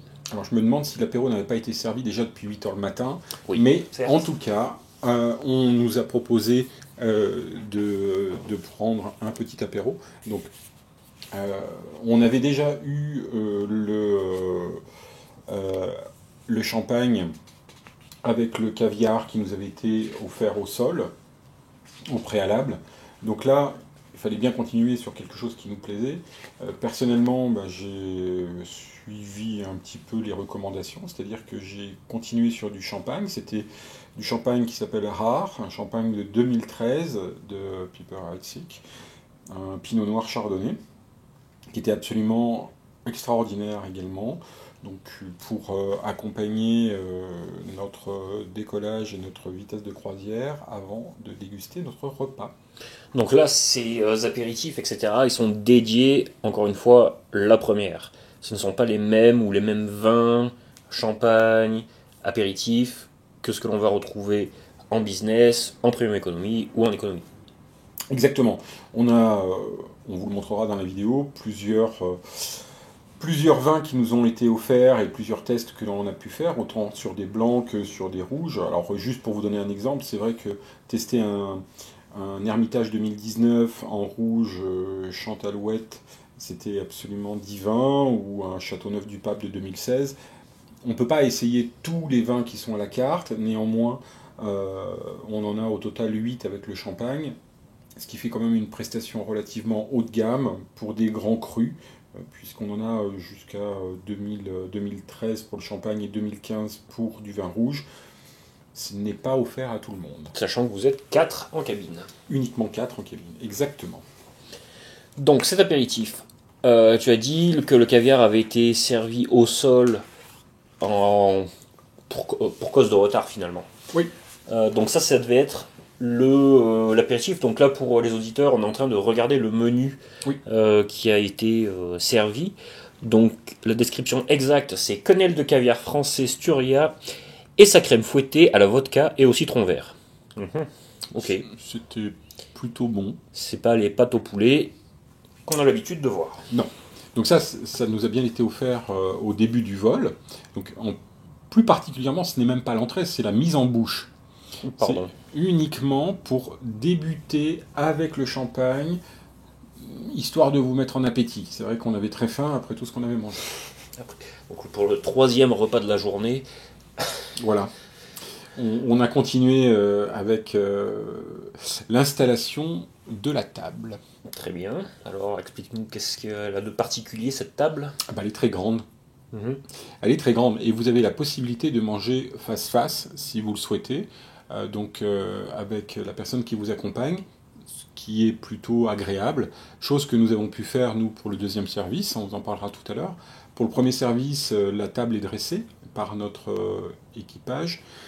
Alors, il faut savoir que celle-ci s'est excusée au moment du vol parce qu'elle n'était pas formée la première, mais qu'elle allait tout faire pour répondre aux exigences de la première. Donc ça c'est parce que c'est l'équipage d'astreinte. Exactement. Donc il n'y avait pas d'équipage d'astreinte dédié, formé la première à ce moment-là. Néanmoins, elle a répondu à l'ensemble de nos attentes et elle a été absolument incroyable. Très bien. Donc cette table est dressée. De quoi se comporte cette table? Il y a une table, une nappe, comme dans les services business. Et ensuite une grande nappe. Là, on vous dispose une vaisselle siglée avec l'hippocampe la première, une assiette magnifique, des couverts, salière, poivrière Peugeot. Nous avons également des condiments qui sont disposés à côté, sel, poivre, etc. Un verre à eau et notre fameuse coupe de champagne qui nous suit tout au long de ces heures de vol, qui est également disposée. Donc on est plus à bord d'un restaurant que d'un avion. Oui, alors la différence, c'est vrai que tu fais bien de le souligner, c'est que même par rapport à la business, les assiettes ou la vaisselle est complètement différente. Ici, on va nous servir à l'assiette sur des choses qui sont disposées suivant des précisions chirurgicales pour nous être présentées ensuite. Au niveau de la business, on va vous servir un plat directement que vous avez choisi, mais qui n'est pas dans une assiette type. Oui, donc c'est plus dans une assiette on va dire en plastique prête à être réchauffée précisément quand même. En business, le service est quand même très haut de gamme. Mais là, ce que tu nous dis, c'est que c'est vraiment du service à l'assiette en porcelaine, cuisinée presque. C'est ça. Donc c'est vraiment, on nous installe comme si nous étions dans un restaurant gastronomique. Mhm. Donc une fois que les couverts, tout est installé, on nous a demandé au préalable ce que nous souhaitions pour déjeuner au moment du vol. Donc plusieurs choix nous étaient offerts. Je te laisse le présenter si tu le souhaites, comme ça permettra aussi à nos auditeurs de faire leur propre choix. Donc le menu, il est composé, après la mise en bouche, d'une soupe qui sera un velouté de carottes au cumin. Des impressions sur cette soupe? Très bonne, un peu épicée. Néanmoins, ça fait un petit peu bizarre en vol de se dire qu'après un caviar, on va manger une soupe au cumin et qu'on nous dispose cela dans l'assiette. Mais franchement, c'était excellent, c'était bien présenté, c'était à bonne température, c'était agréable. La suite, en entrée, vous aviez le choix entre des ravioles de foie gras à la truffe, sauce au porto, fondue de poireaux, ou bien alors des langoustines et rémoulades de céleri et pommes vertes. Alors, j'ai testé donc les ravioles au foie gras à la truffe, qui étaient absolument délicieuses. On nous a versé un petit bouillon chaud dessus au moment du repas. J'ai du mal à trouver les mots pour dire comment on peut réaliser des plats uniques comme ça, avec autant de goût, alors qu'en vol, on a quand même une perte de goût qui est assez importante, puisqu'ils essayent d'augmenter les saveurs avec certaines épices, avec du sel, etc., pour que ça puisse à un moment donné donner une certaine texture en bouche, pour que ça soit agréable. Et là, tous les goûts se retrouvaient, que ce soit le foie gras, la truffe, la sauce au porto. Donc, vraiment, une expérience, encore une fois, unique. Pour les auditeurs, les étoiles qui sont dans les yeux de Grégory en ce moment sont quand même nombreuses. Alors, dans le choix de plats, vous avez 4 choix. Paleron de bœuf confit à la mondeuse, fine purée, céleri châtaigne. Ou alors, la volaille fermière confite aux champignons, jus parfumé au genièvre, millefeuille de légumes. Troisième choix, fine farce de Saint-Jacques, sauce crémeuse acidulée, et les légumes racines. Et enfin, polenta, champignons des bois, épinards et fromage de montagne. Donc on va retrouver finalement les 4 choix classiques, on va dire, d'un repas en business en tout cas, c'est-à-dire le bœuf, la volaille, le poisson et le plat végétarien. Qu'est-ce que tu as pris aujourd'hui? Le bœuf, mais je n'ai pas pris que ça, mais on le verra dans quelques instants. J'ai testé le bœuf. Donc ce qui est le paleron de bœuf confit à la mondeuse, accompagné de sa fine purée céleri châtaigne. Pareil, il était tellement confit que la viande se déchirait, c'était idéalement une température parfaite avec la petite sauce qui était versée dessus. Je me répète, mais c'était une expérience unique en vol parce que la disposition dans l'assiette qui en est faite, notre PNC dédié qui vient vous servir directement, on a l'impression que on est vraiment dans un étoilé où on est à votre disposition et on vous présente le plat comme un plat unique et exceptionnel que vous venez déguster dans un 3 étoiles. Donc c'est vraiment très très bon, très bien réalisé. Donc ce sont des plats quand même qui sont réalisés par des grands chefs. Ici c'est Emmanuel Renaud. Nous avons choisi donc ce plat signature réalisé par ce chef. Et honnêtement, il a mon goût également. Très bien, et tu disais que tu n'avais pas mangé que ça, tu n'avais pas testé que ça? Oui, parce que en fait, aujourd'hui, dans le service La Première, il n'y a pas que un plat qui est proposé, mais il y a autant de plats que de passagers sur les différentes propositions qui sont faites. Donc on m'a demandé si je souhaitais éventuellement goûter un autre plat. Comme je n'avais pas assez mangé depuis ce matin 8h, j'ai testé la volaille fermière confite aux champignons et jus parfumé au genièvre. Alors, tes impressions? J'ai pas aimé. Ah. Pour être clair, j'ai absolument pas aimé du tout. Alors peut-être que c'est le genièvre, néanmoins, j'ai pas retrouvé la sensibilité que j'avais eue au niveau des différents plats gastronomiques mangés précédemment. Donc je n'ai pas fini ce plat, c'était une déception. Bon. Comme quoi, il peut y avoir aussi quelques petites notes moins hautes, finalement, même sur un service la première. Ou en tout cas, si vous nous écoutez, vous savez que vous devriez plutôt choisir le paleron de bœuf plutôt que la volaille fermière confite aux champignons si vous en avez l'opportunité. Exactement. Sur le menu s'affiche ensuite à nouveau une salade composée. On n'en est toujours pas à la fin du repas.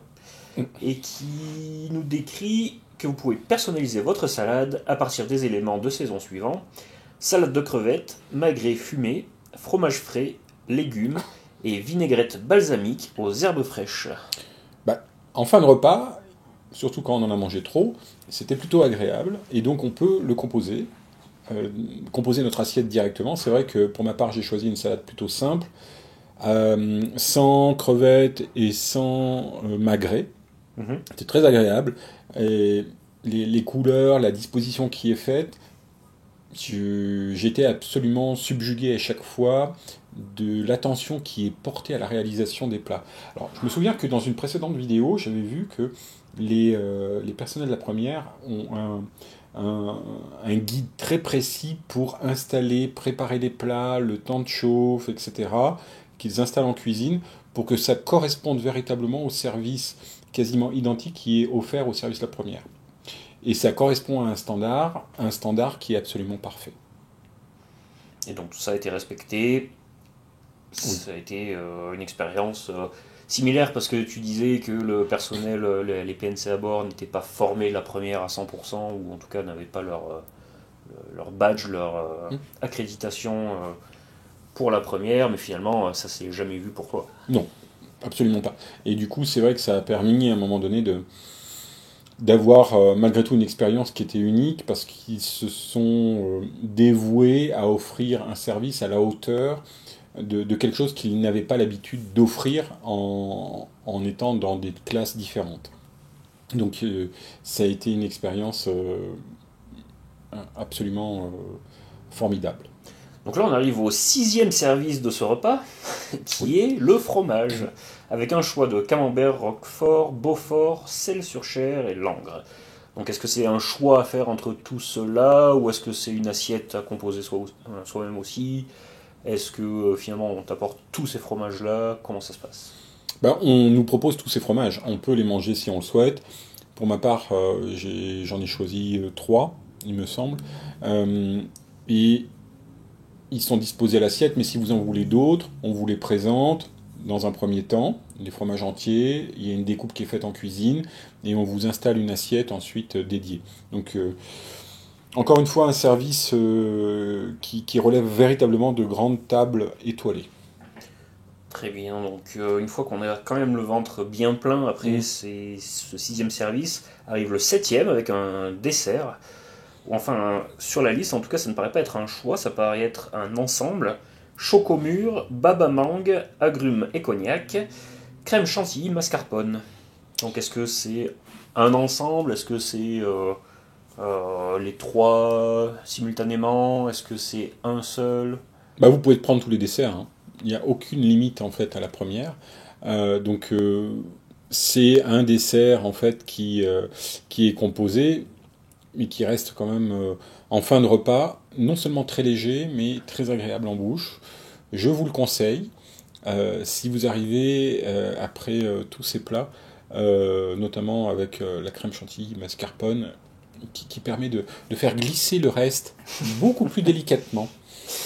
Et enfin, on note la touche fraîcheur, glace et sorbet et fruits frais. Pareil, vous pouvez prendre glace et sorbet, tous les choix qui sont offerts, plus les fruits frais à côté, ananas notamment, pour ma part ce fut le cas. Et je me suis réservé, je n'ai pas pris de café. C'est vrai que d'habitude à bord c'est plutôt café, mais là c'était plutôt digestif. Bon, mais écoute, je pense qu'après ce bon repas, le sommeil a dû être trouvé relativement facilement. Et pour trouver le sommeil, il faut s'installer. Et pour s'installer en première, on nous offre un pyjama. Un pyjama suivant nos tailles. Donc le temps que nous mettions en tenue dans les toilettes dédiées, on nous installe notre lit. Votre lit, donc le siège devient un lit. Ok, il s'allonge. Mais est-ce que c'est mieux qu'en business? Est-ce que c'est... Enfin, décris-moi la différence. C'est quand même beaucoup mieux, puisque déjà, on nous prépare un lit. Déjà, à la base, nous préparer un lit à bord, c'est quand même particulier.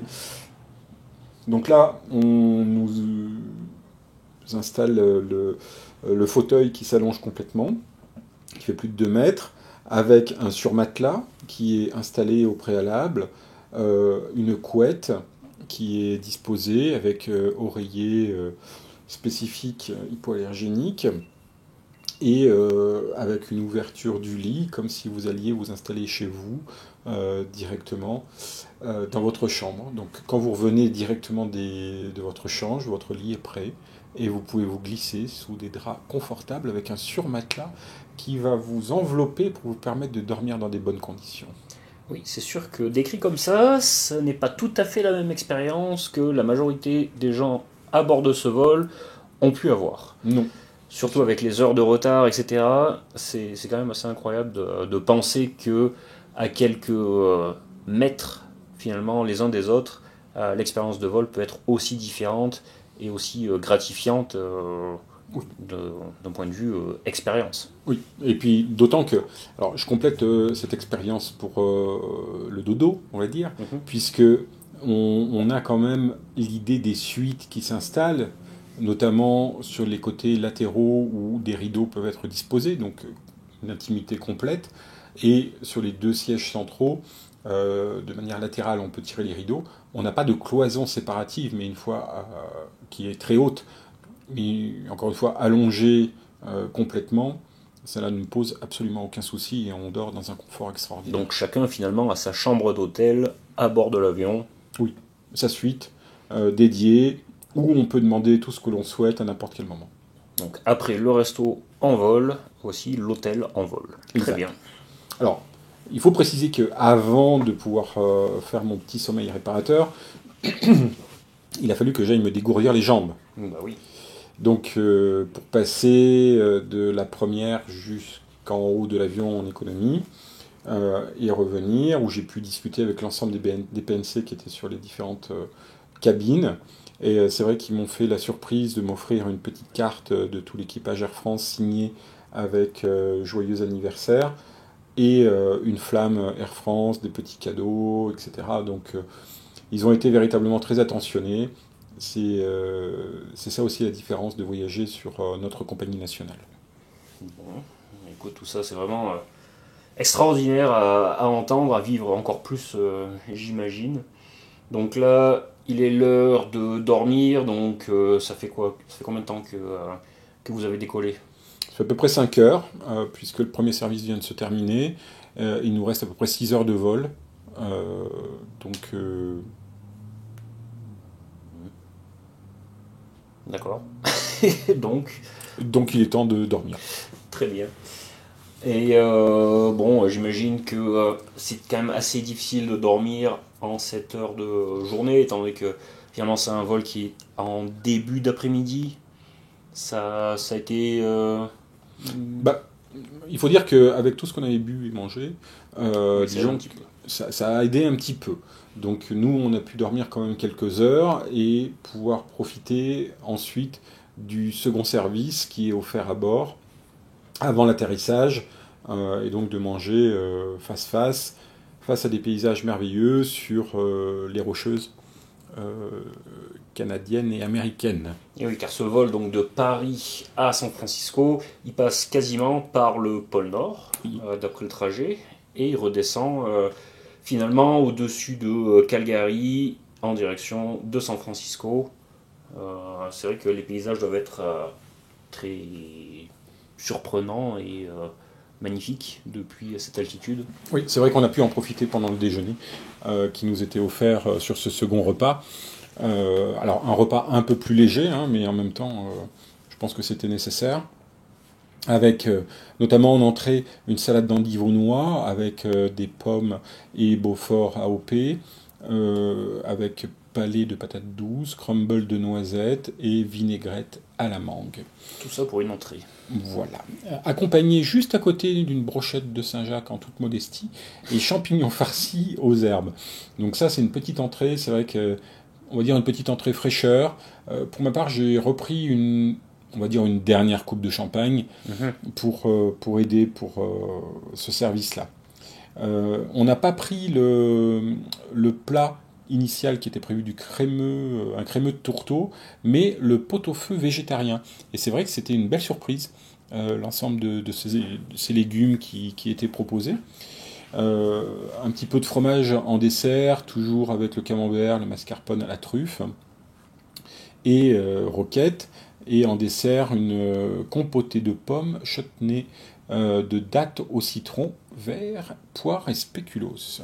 Oui, ça fait encore, effectivement, donc pour ton quatrième ou même cinquième avec les deux plats principaux repas de la journée, une belle journée bien remplie d'un point de vue gustatif. Oui, et au niveau de l'estomac également. Donc, ce qui présageait d'une course un peu plus longue le lendemain pour pouvoir digérer rapidement tous ces plats. Très bien. Deuxième repas conclu, tu l'as dit, vous êtes en approche de San Francisco. Oui. Quel est le ressenti à ce moment-là? Est-ce que c'est finalement on s'approche de la fin de cette expérience?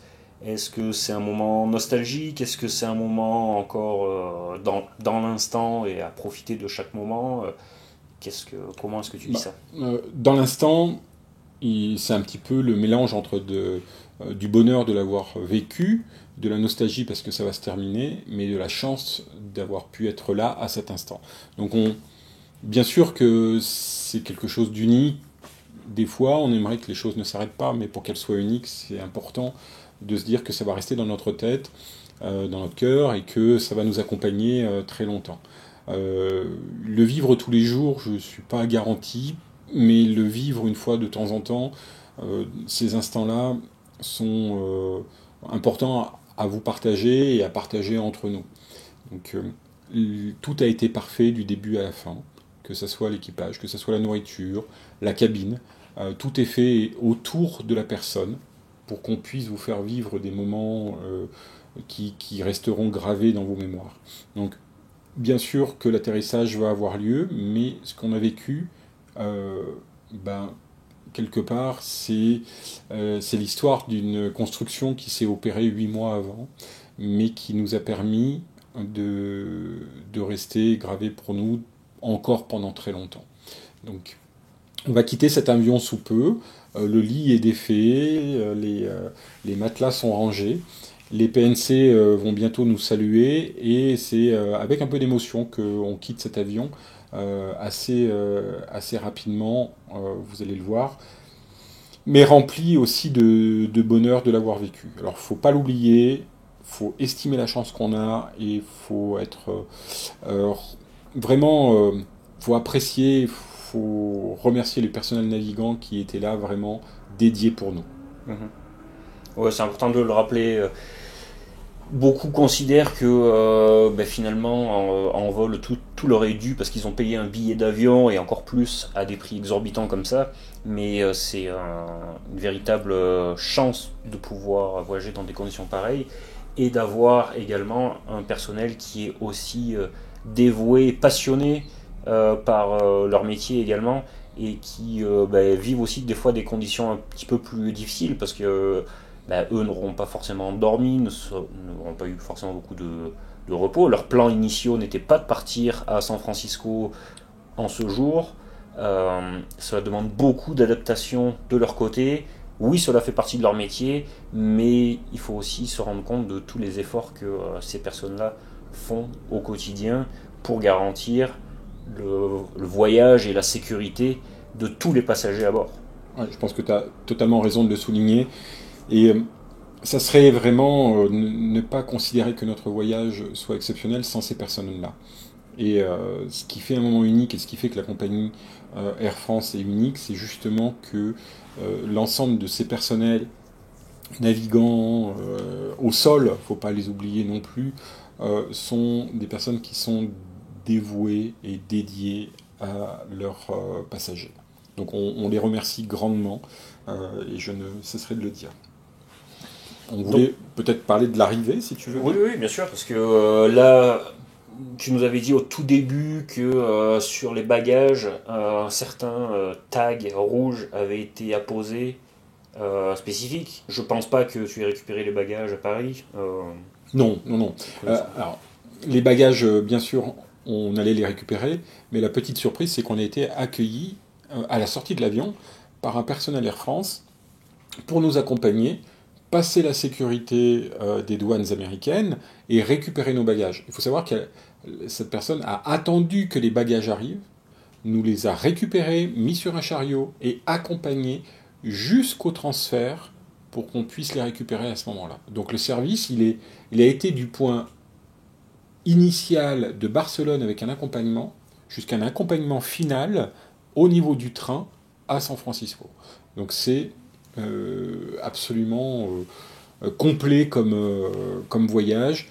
Et nous, enfin personnellement, on a apprécié énormément toutes ces personnes qui ont fait de ce moment unique un instant de vie absolument inoubliable. Eh bien, écoute, il me semble que on vient de finir finalement la revue de cette expérience sur la première via Air France. Merci beaucoup pour le temps que tu nous as accordé aujourd'hui, Grégory, pour donner un petit ordre d'idée aux auditeurs. À peu près vers quelle date va sortir la vidéo dont tu nous parles depuis tout à l'heure ? Bon, elle va sortir à peu près d'ici un mois. Donc, je vous invite vraiment à la regarder avec attention, à nous faire des retours dessus, parce que c'est comme ça qu'on pourra s'améliorer. Et puis, de nous dire ce que vous attendez également en plus visuellement. On vous donnera les conseils pour ces tarifs, parce que l'essentiel, comme je vous le disais tout à l'heure, c'est que vous puissiez aussi en bénéficier. On ne peut pas réserver les choses uniquement pour nous. Surtout après tout ce que tu nous as raconté aujourd'hui, c'est vrai que je pense que la majorité des personnes qui écoutent ce podcast doivent en rêver et se demander qu'est-ce que cela doit être de le vivre, de le voir de ses propres yeux, de le goûter, parce que c'est vraiment une expérience multisensorielle d'après ce que tu nous en décris. Et le fait que tu puisses nous partager des trucs et astuces, si on peut dire comme ça, pour pouvoir essayer de vivre ces moments-là à un prix un peu plus accessible que ce que les moteurs de recherche standards vont pouvoir proposer comme tarif, c'est vrai que c'est très apprécié. Et moi, en tout cas, je t'en remercie de partager ces conseils. Je ne manquerai pas de laisser un commentaire pour justement être certain de pouvoir bénéficier de tous ces petits conseils qui font passer de meilleurs voyages et de meilleurs instants de vie. Donc merci beaucoup pour ton temps, pour ces conseils, ce podcast. Et puis je te souhaite une bonne continuation. Peut-être des hôtels par la suite à visiter. Oui, on va partager quand même beaucoup d'hôtels qu'on a pu voir, que ce soit à San Francisco ou ailleurs dans le monde. Mais également d'autres vols qu'on vous fera également découvrir. On ne voyage pas qu'en first, en tout cas on n'en a pas encore les moyens, mais que ce soit en business ou dans d'autres cadres. Et ce fut un plaisir en tout cas de discuter avec toi aujourd'hui autour d'une coupe de champagne qu'on va terminer tranquillement. Oui, il reste un fond de verre, je te propose de trinquer. On vous remercie tous de nous suivre régulièrement. N'hésitez pas à revenir vers nous pour toutes les questions. On ne sait jamais, si vous voulez qu'on regarde pour un tarif, après tout, peut-être qu'on trouvera quelque chose d'intéressant. Et on se dit à très vite donc pour la vidéo qui devrait suivre prochainement. Très bien. Eh bien, écoute, merci beaucoup. Très bonne fin de journée ou de soirée à ceux qui nous écoutent. Et puis, on a hâte de voir cette vidéo. À très bientôt. À bientôt.